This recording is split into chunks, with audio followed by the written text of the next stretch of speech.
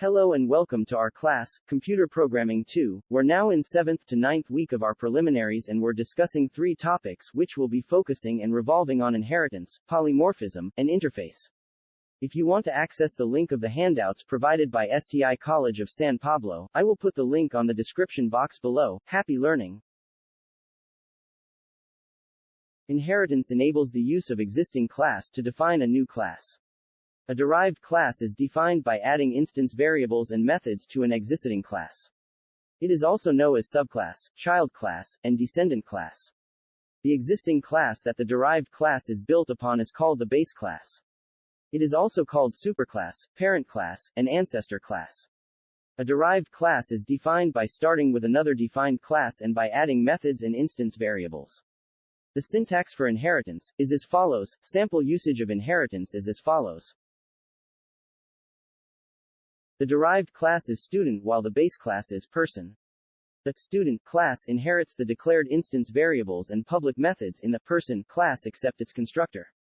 If a derived class defines a method with the same name, the same number and types of parameters, and the same return type as a method in the base class, the definition in the derived class is said to override the definition in the base class.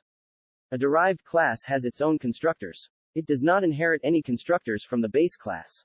In the definition of a constructor for the derived class, the typical first action is to call a constructor of the base class. One way of defining a constructor is by calling another constructor in the same class. The default constructor calls another in that class by using the this keyword.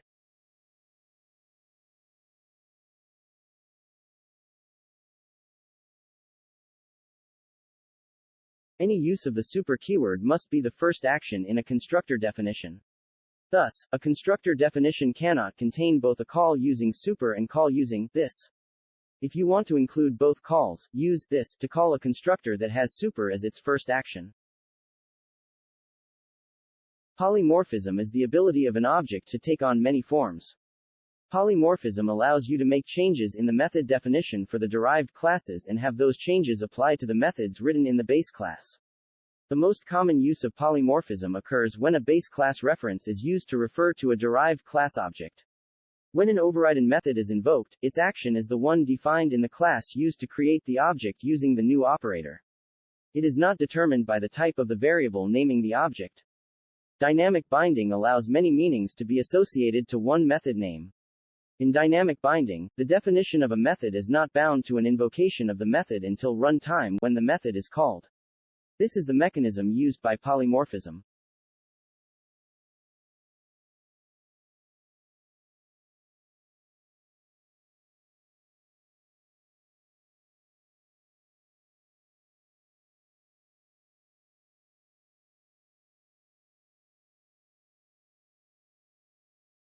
An interface is used to specify methods that a C class must implement.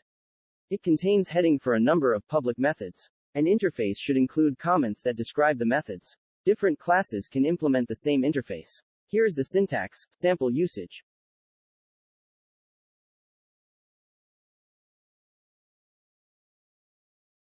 An abstract class serves as a base for subclasses. It may or may not include abstract methods. An abstract method is a method that is declared as abstract and does not have an implementation. This is written without braces, followed by a semicolon. The syntax for the abstract method is: abstract classes are similar to interfaces. They both cannot be instantiated and may contain a mix of methods declared with or without an implementation.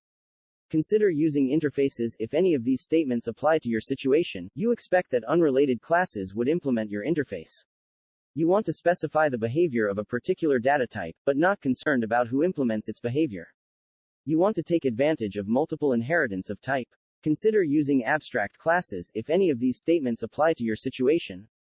You want to share code among several closely related classes. You expect that classes that extend your abstract have many common methods or fields, or require access modifiers other than public, such as protected and private.